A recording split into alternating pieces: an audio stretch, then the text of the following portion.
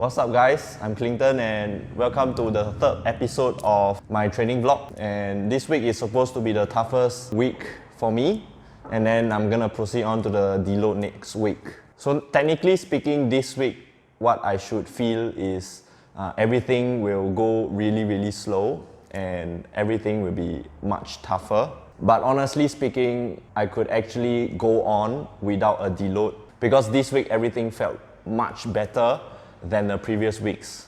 So there's a lesson to learn here. So basically, sometimes for a program to work, you need to feel the shit first. So you need to feel miserable because that's technically how your body is trying to react to the program and getting used to the program. When you start to get used to the program, then your body will start to perform.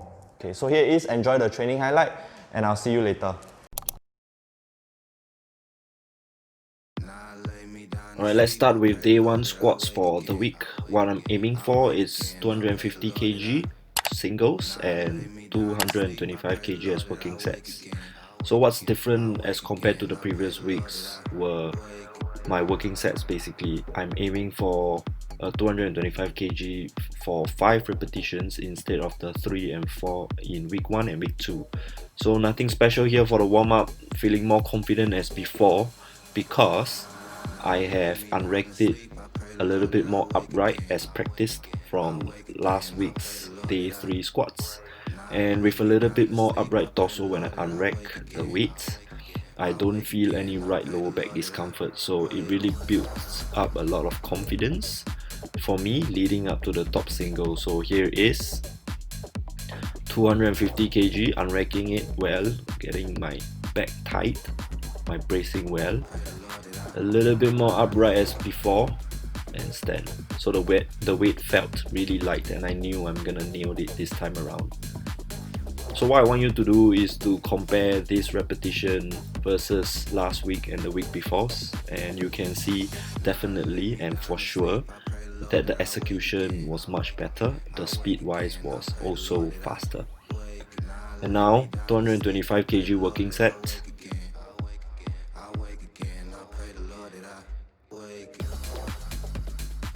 Okay, I got my boys here to help me spot in case I fail, but I knew I'm not gonna fail. So the first few reps were definitely very easy, honestly speaking. Okay, as you can see, the execution wise was still quite well. Towards the fourth one, not bad, a little bit of hip rise, and last one, let's see, just a bit of grind towards the end. So it was a kind of my personal best and I was really happy about it. Could have done more, but my goal was just to hit 5 reps, so I kind of settled with just 5, and this is my last set. As you can see, definitely as the fatigue builds up, it was a little bit tougher to execute it with proper form. So as much as I tried to maintain it, the heat kind of rise a bit. So you know, sometimes when you are tired or the weight goes heavy, you cannot expect all the repetitions to be perfect, you know. So the moral of the story for this block of squats is every session when you step into the gym, it is not just a training session, it is not just trying to finish what you need to do or what the coach has tasked you to do. It is also about trying to improve every aspect of the lift.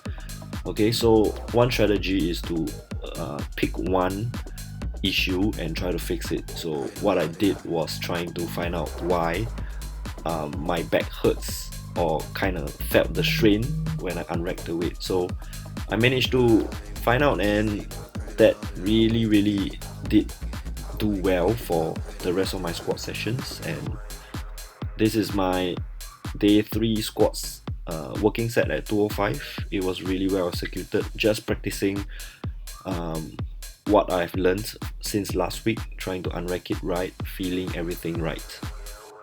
Okay, moving on to day 1's bench press.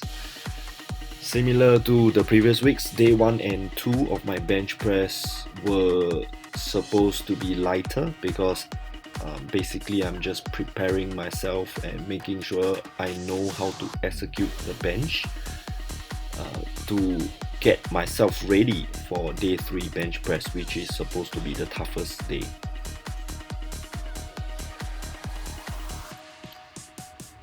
So 142 here. Yeah, I'm sorry I did not record my day 2 bench press, but it's pretty much the same. Execution wise were quite good as well, so pretty much confident for day 3 bench press. So this is my last warm up at 150 kg.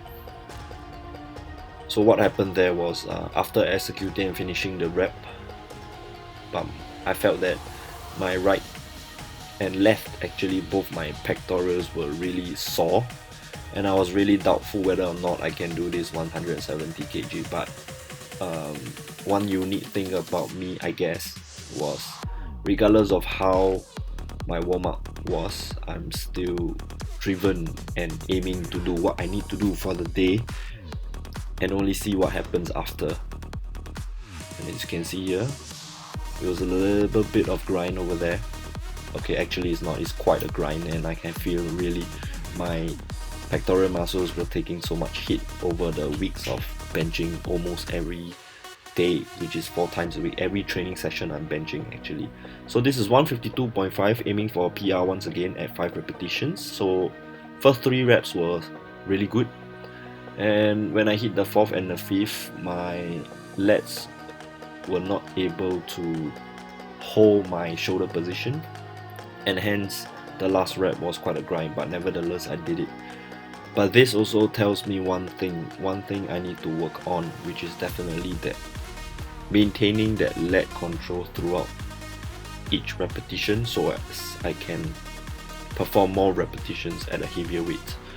So my day 4's bench press basically had one goal, and that was to learn how to improve that leg engagement during my ascent, especially because I knew my descent were quite good already. So focusing on maintaining that leg control while I push, and this will be what I will be working on towards my deload and the rest of the week. So stay tuned. Even though it's a deload, I really hope that you guys can continue to watch my videos. Alright, moving on to the more exciting part of this video, where I start my deadlift. So this is supposed to be my heaviest deadlift day, aiming towards a 310 kg singles. So if I were to pull this weight, it means that I have pulled 310 3 times in my life within a month. So this will build up a lot of confidence for myself, knowing that I can pull 310 at any time, any training block with high fatigue. So it kind of nailed down and concrete down the fact that my personal best is no longer 307.5 that I pulled at Asian Championships. So here we go, 310, setting up the grip.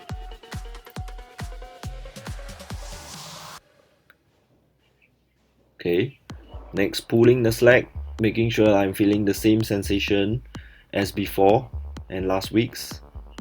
Brace and stand. Okay, so it's very easy as compared to day 1. So the biggest difference when executing this 310 was I was much more confident. That's why the lift was easier as the week goes by. So this is 275, aiming for 5 repetitions.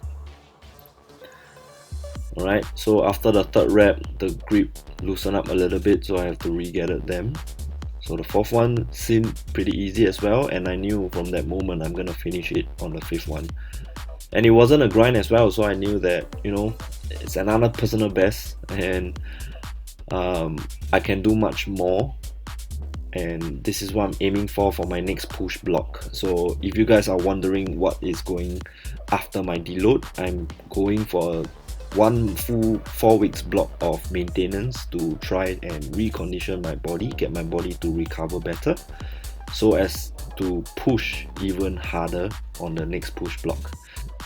Yeah, so it's kind of like a 2 steps forward, 1 step back approach, and I felt that this kind of program works for me because when I'm dealing with very heavy weights. I'm pretty sure it's relatable to you guys as well. When I work with heavy weights, it's really mentally stressful at times. So having a maintenance block can help me refocus and regather my training thoughts as well as my life, so as to perform better when I need to do so. So this is my last few reps of my training for the week.